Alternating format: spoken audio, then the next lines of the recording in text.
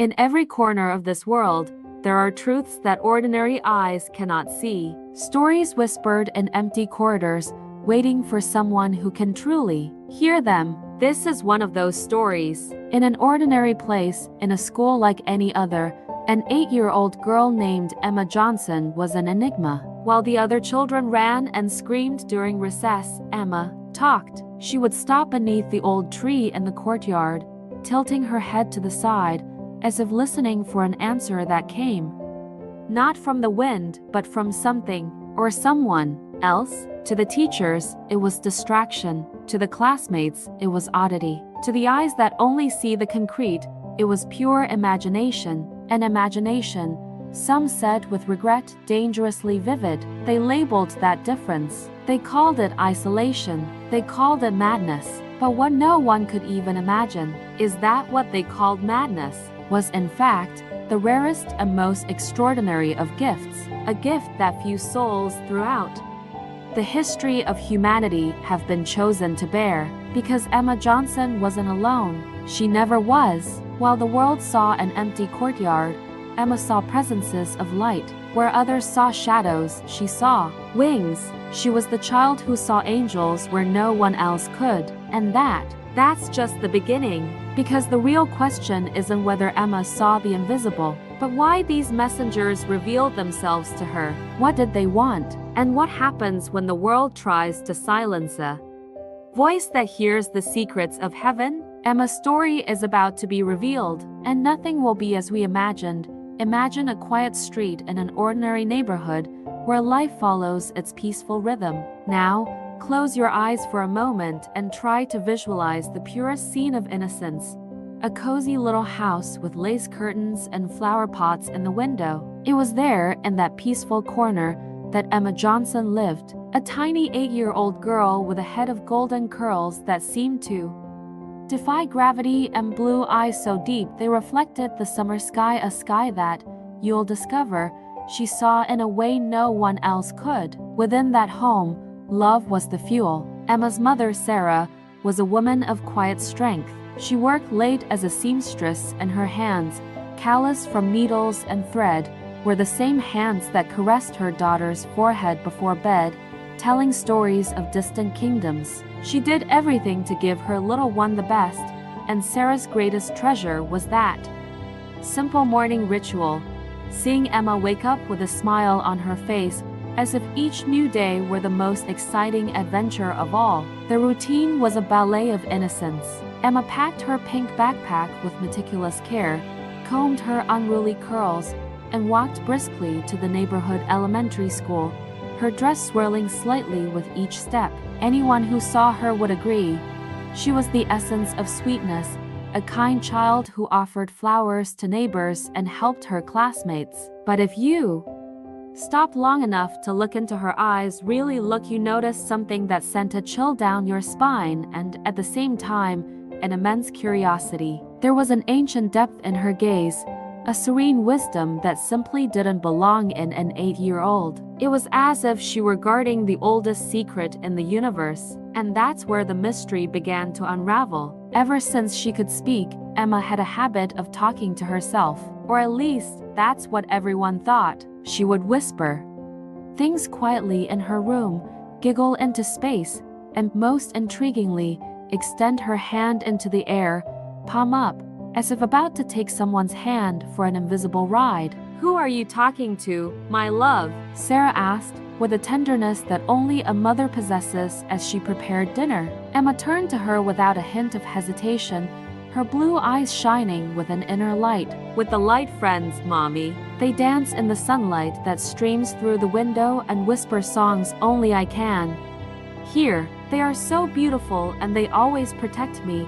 Sarah smiled, a tender and slightly rueful smile, attributing it all to her fertile childhood imagination. After all, what child doesn't have an imaginary friend? What Sarah couldn't yet understand, and what we're about to witness, is that Emma's imagination wasn't an escape from reality. It was an expanded perception of her own. Her daughter didn't invent companions. She saw them. She possessed a rare and forgotten gift, a key to a parallel world of beauty and mystery. the ability to see the divine messengers who walk among us, whispering truths and spreading their protective wings over those still pure enough in heart to perceive them. And it is precisely this purity that will be put to the test, because school, a place that should celebrate curiosity, is about to become the stage for a colossal misunderstanding. The whispers will grow louder, the shadows will lengthen, and the question hanging in the air is no longer, who is Emma talking to, but rather what happens when the world tries to force a child to deny what their own eyes see. The most extraordinary journey is just beginning. In the next part, we'll enter the halls of that school and discover Emma's first great challenge. Get ready, because the line between imagination and miracle is about to be erased forever. Don't miss the next chapter. The truth will surprise you. Imagine carrying a secret so beautiful that it overflows your soul, but every time you try to share it, the whole world looks at you as if you're broken. This was the reality for Emma Johnson, an 8-year-old girl whose greatest gift was about to become her greatest cross. The first day of 3rd grade should be about new beginnings, blank notebooks full of possibilities, and the sweet scent of fresh crayons. But for Emma, it would be the day the chasm between her world and ours would open irreversibly. The teacher, Mrs. Williams, was the embodiment of a world that had forgotten how to dream, a rigid woman whose walls were built of rulebooks and whose heart beat to the metronomic rhythm of what could be seen, measured, and touched. She believed in mathematics, grammar, and order. She could never have imagined that morning, her classroom would be invaded by the extraordinary. In the middle of the first lesson, on state capitals, a small, timid hand rose. It was Emma, her blue eyes not filled with doubt, but with calm certainty. "Teacher," said the girl's soft voice, which echoed in the silence of the room, "the gentleman over there in the corner is saying that you have a very kind heart." What followed was one of the heaviest silences a child can experience. The entire room turned in unison to the empty corner Emma had indicated. Chairs creaked. Some students frowned in confusion. There was absolutely no one there except a stack of books and a faded world map. "Emma, stop playing these silly games." "There's no one there," Mrs. Williams snapped, her voice thick with impatience that was already trying to drown out a thread of unease. But Emma, innocent and anchored in her truth, insisted, her eyes shining with the sight only she could witness. "But he is, Professor. He has such a beautiful golden light around him, and he is smiling at us. He says the man you were taking care of, the man with the mustache, is fine and sends his regards." The girl couldn't have known that Mrs. Williams had lost her father, a man with a distinctive mustache, a few years earlier. The specific mention was like a bolt of lightning on a clear day. The teacher's face strained of color. The shock, however, quickly turned to fear, the fear of what one doesn't understand. And fear, as always, dresses in the garb of anger and rejection. "Enough, Emma. This isn't funny," she screamed, slamming the ruler on the table. That was the trigger. Her classmates, who had been in suspense until then, began to laugh. Whispers, sharp as knives, spread through the benches. "Crazy. Emma is crazy. She sees people who don't exist." At that moment, an invisible label, yet heavier than any backpack, was stuck to Emma's back. The weird girl label. And from that day on, Emma's school life became a lonely ordeal. With each class, she couldn't contain the wonder that inhabited her world. She mentioned the friends of light she saw around the school. She saw a guardian angel, a figure of pure serenity, beside each child, especially those who were bullied in silence, as if a heavenly presence were comforting them in their most vulnerable moments. She described spiritual messengers walking through the hallways, not with the solemnity of ancient paintings, but with a contagious joy, bringing a sense of peace that she could smell like a perfume in the air. But nobody believed it. Nobody wanted to believe it. The other children, driven by the cruel instinct to reject those who were different, began to avoid her as if she carried an invisible disease. The nicknames multiplied. Ghost Emma, Weird Girl, Crazy Angel. During recess, the height of childhood loneliness, she would sit alone on the swing, chatting quietly with her invisible companions, while the sound of others playing formed a wall of exclusion around her. The situation reached an inevitable breaking point when the school administration decided to call Sarah in for an urgent meeting. The principal's office, with its diplomas on the walls, was a tribunal of normalcy. "Mrs. Johnson, we are deeply concerned about Emma," the principal began, her voice soft and unable to disguise the gravity of her words. "She has constant episodes, hallucinations. She talks to people who don't exist. This is disrupting classes and isolating her from the other children. Perhaps she needs to seek specialized psychological help." Sarah's heart shattered into a million fragments. How could she explain, in that room full of adult logic, that her daughter wasn't sick, but blessed? How could she make those serious faces understand that Emma's sensitivity was a direct line to the sublime, not a flaw to be corrected? She left feeling the crushing weight of a world that wanted to medicate magic. At home, Emma's despair boiled over. Hugging her mother, hot tears streamed down her face, staining the pink dress she loved so much. "Mommy, why can't anyone see my friends?" she sobbed, her voice a mix of pain and profound incomprehension. "Why does everyone think I'm lying? They're real. Mommy, I swear. They tell me such beautiful things about God, about the love that exists in each person. They say Mrs. Williams cries alone at home, but that an angel watches over her too. Why won't anyone listen?" The pressure mounted like a black tide. Teachers whispered and changed their course when they saw Emma approaching. Parents of other students, alarmed by their children's distorted accounts, called the school demanding that their children stay away from the disturbed girl. The principal, unsure how to handle it, finally suggested that perhaps the best course of action would be to transfer Emma to a special school, a painful euphemism for a place where her difference could be contained. The isolation was almost total. The light in Emma's eyes began to dim, overshadowed by the doubt the world insisted on planting in her heart. She began to question herself.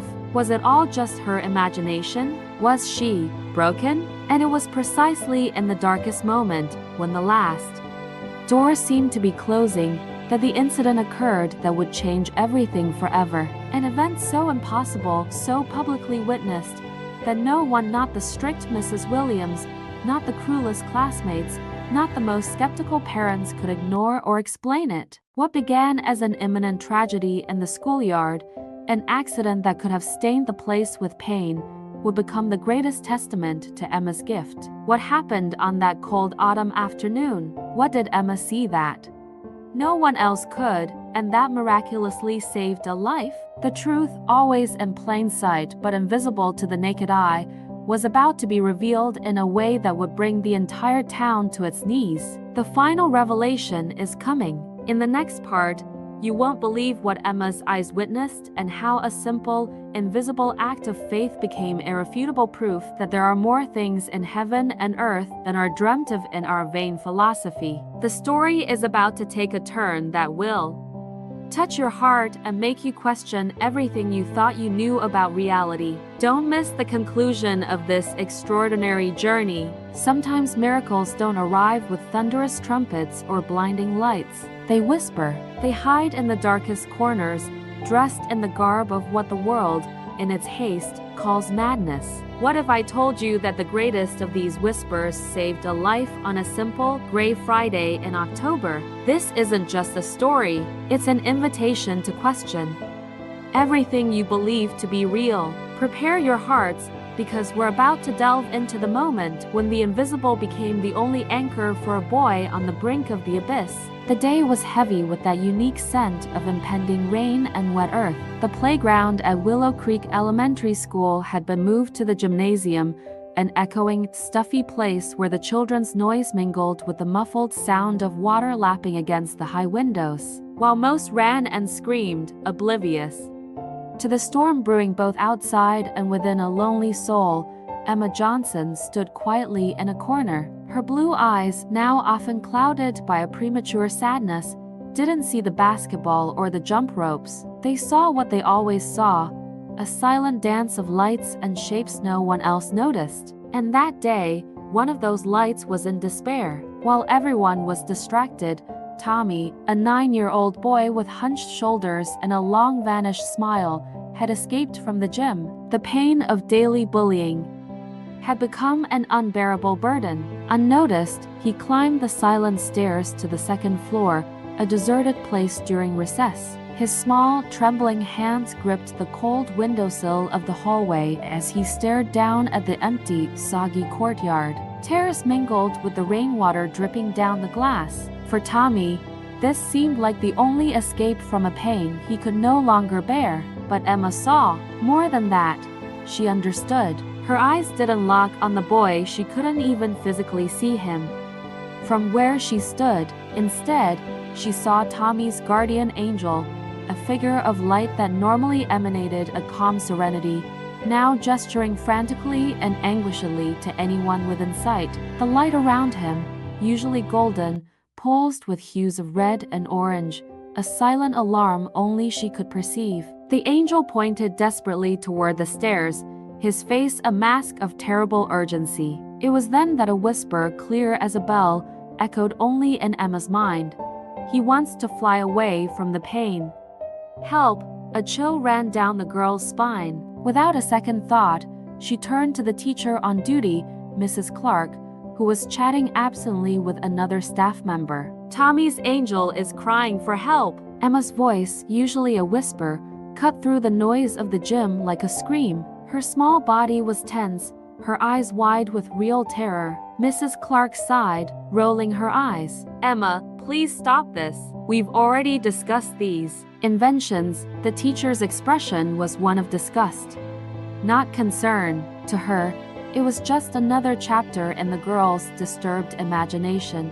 But Emma didn't back down. The vision in her mind was too real, too urgent. "He's at the window, up there. The angel is saying he wants to fly. Please believe me." Her voice was filled with such genuine, raw desperation that for a second it made one or two children stop playing. No one moved. The looks she received were of irritation and embarrassment. "Crazy," someone whispered in the background. Emma's credibility had been so eroded that her life or death warning was treated as an inconvenience. And that was when the courage of an 8-year-old overcame the blindness of every adult in the room. Emma realized she could count on no one. If Tommy was in danger, she would be his only hope. Without another word, she turned and ran toward the gymnasium door, her small feet echoing in the empty hallway. She took the stairs two at a time, her heart pounding so hard it felt like it was trying to burst from her chest. She wasn't just running, she was following an invisible beacon, the urgent directions of the angel only she could see, guiding her like a thread of light straight to the boy. Reaching the second floor, panting, the scene unfolding before her was the materialization of her worst nightmare. There stood Tommy, one foot already propped up in the window, his scrawny body swaying dangerously against the gray sky. The wind howled, bringing raindrops that wet his tear-soaked face. "Tommy, no!" Emma's scream wasn't one of panic, but a firm command, carried with an authority that wasn't hers. The boy turned, startled by the voice. His eyes were red, swollen, and filled with heartbreaking pain. "Nobody loves me, Emma." Her voice was a thread, almost carried by the wind. "Everyone laughs at me. I'd better go." Emma approached slowly, her voice incredibly calm, as if repeating words she heard from a very deep place. "That's not true, Tommy. Look there." She pointed to the empty space beside him, but her eyes saw a majestic presence. "Your angel is here. He's crying because you're hurting so much. He tells you that you are deeply loved, that your life has a beautiful purpose, that God has wonderful plans for you. Plans that include you staying here."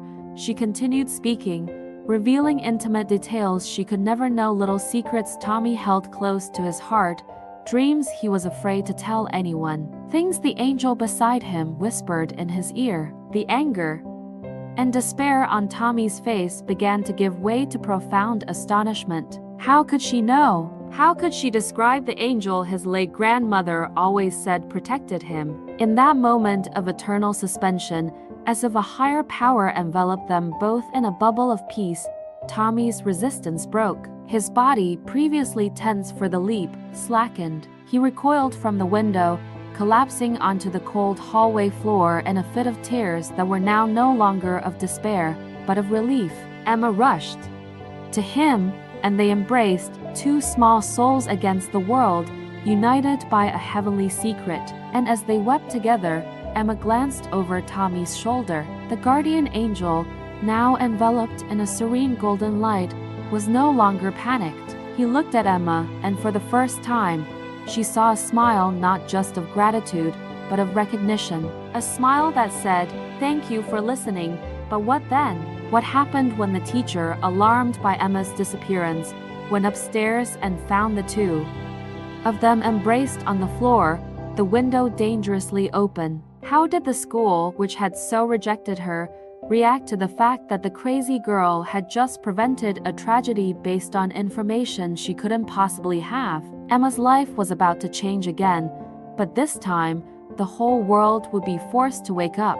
Revelation is coming. In the next part, you'll witness the impact of this miraculous event, how parents, teachers, and even the local press reacted when the truth came out. Was this enough for them to make peace with the unknown? The story is about to take an even more surprising turn. Don't miss the thrilling conclusion of this chapter that proves that sometimes the greatest reality is the one we can't see. The silence on the second floor was heavy, broken only by the muffled sound of rain against the windows and Tommy's convulsive sobs as he found refuge on Emma's shoulder. It was into this almost sacred scene that the teacher, Mrs. Clark, finally arrived, panting, alarmed by the girl's disappearance.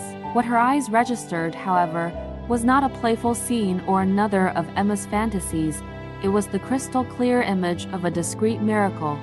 Two children united by pain and a comfort that came from an unseen source. Tommy, through tears and trembling sighs, didn't hesitate. Looking at the teacher with heartbreaking sincerity, he told her everything, every word, how Emma had appeared like a guardian angel at the very moment he needed her most, how she had repeated secrets he held deep within his soul, things no one could possibly know. The news spread through the school not as a rumor, but as a silent earthquake. For the first time, people didn't look at Emma with disdain or pity, but with respect mixed with the deepest bewilderment. Someone was finally paying attention to the content of her visions, not just their strangeness. She wasn't a girl who saw things, she was a girl who, through these visions, channeled messages of love, protection, and a tangible hope that had just saved a life. The incident forced even the most skeptical to pause and reconsider everything they thought they knew.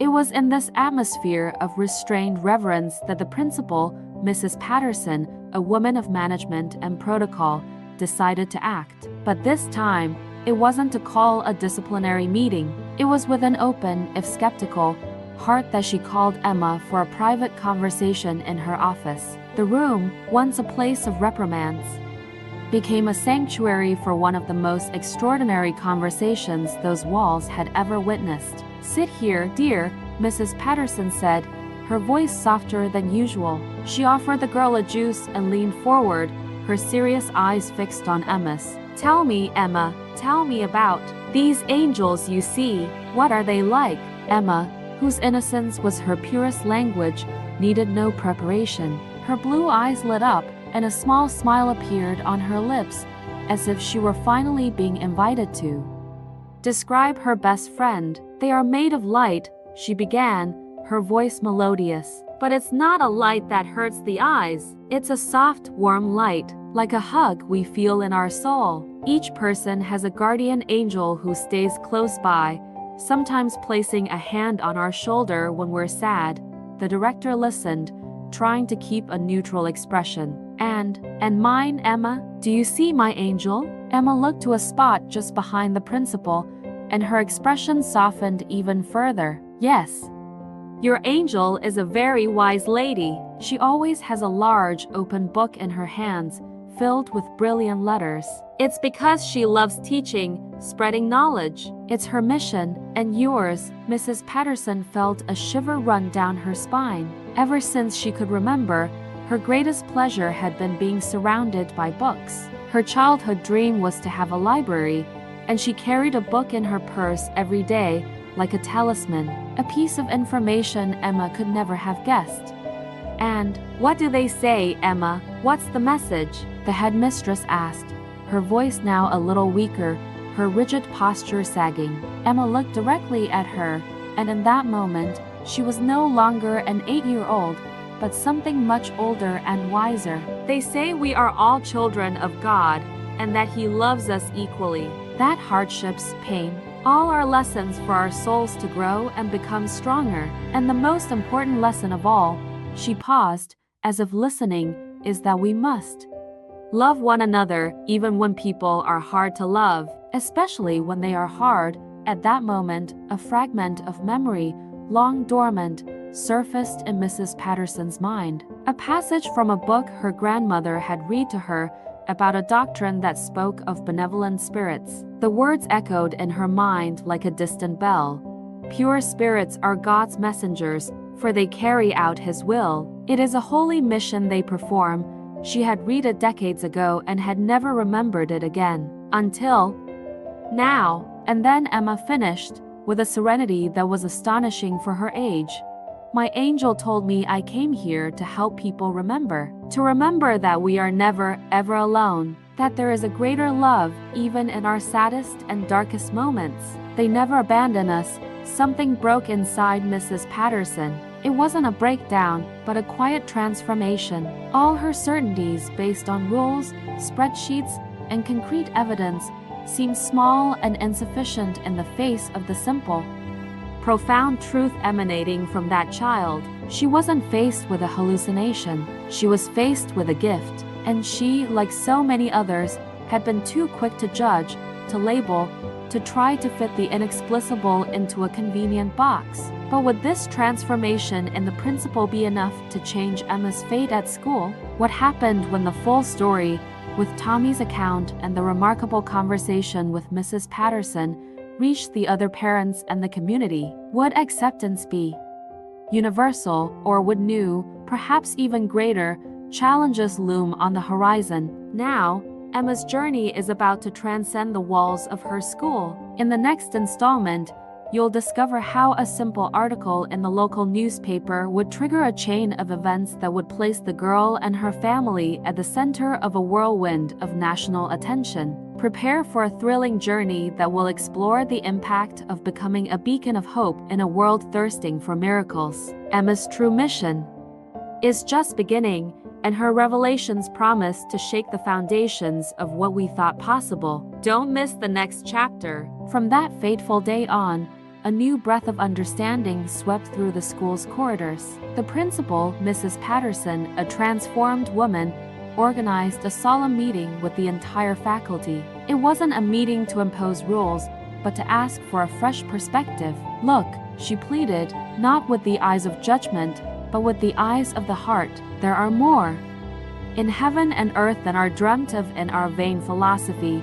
And so, they began to see. The teachers, now attentive, witnessed small, everyday miracles. Emma seemed to possess a radar for the human soul. She would approach a classmate who was trying to hide his tears with a crooked smile and whisper something in his ear. And invariably, a visible peace would come over the child. She had a supernatural intuition for detecting silent pain, offering exactly the words of comfort the heart needed to hear, as if guided by an infinite source of wisdom and love. Tommy, in turn, became her best friend and most ardent protector. He never tired of telling her, his eyes shining, how Emma had saved not only his body from falling, but his soul from despair. Her loyalty was a shield against any trace of prejudice. Little by little, a pure, organic movement took over the playground. Children who had previously avoided her now sought her out when they felt alone, scared about a test, or sad about a fight at home. Emma never let them down. Her simple yet profound advice brought a comfort that surpassed childish logic. At home, Sarah could finally breathe a sigh of relief. The weight of doubt and worry dissolved, giving way to an overflowing pride. She understood that her daughter was not a broken child, but rather an ancient soul born with a rare and beautiful gift. Childlike mediumship in its purest, most crystalline form, not yet contaminated by the veils of the material world. She remembered the words that had always comforted her, now with renewed meaning. Blessed are those who have their eyes closed to the things of this world and open to the things of the spiritual world. Emma grew up knowing she was different, but this difference, once a mark of exclusion, became her greatest blessing. She learned that her gift was not to be hidden in fear or shame, but to be cultivated with love, humility, and a deep sense of responsibility. Years later, that girl with golden curls and eyes that saw the invisible became one of the most respected mediums in her region. Her home is not a sumptuous temple, but a place of peace where she welcomes, especially, children and parents lost in the midst of experiences they do not understand. Today, at 28, Emma Johnson dedicates her life to helping families understand and nurture their children's spiritual gifts. In her lectures, always with a serene smile, she repeats the most important lesson of her life: angels never abandon us. They are there, in every corner, whispering words of love and guiding us with their wings of light. We only need the inner eyes to see and the heart quiet enough to hear. The girl once called crazy has become living, breathing, and inspiring proof that the heavens are not in some distant place. They are here now, closer than we ever imagined, whispering through those who, like Emma, remain courageously open to the mystery.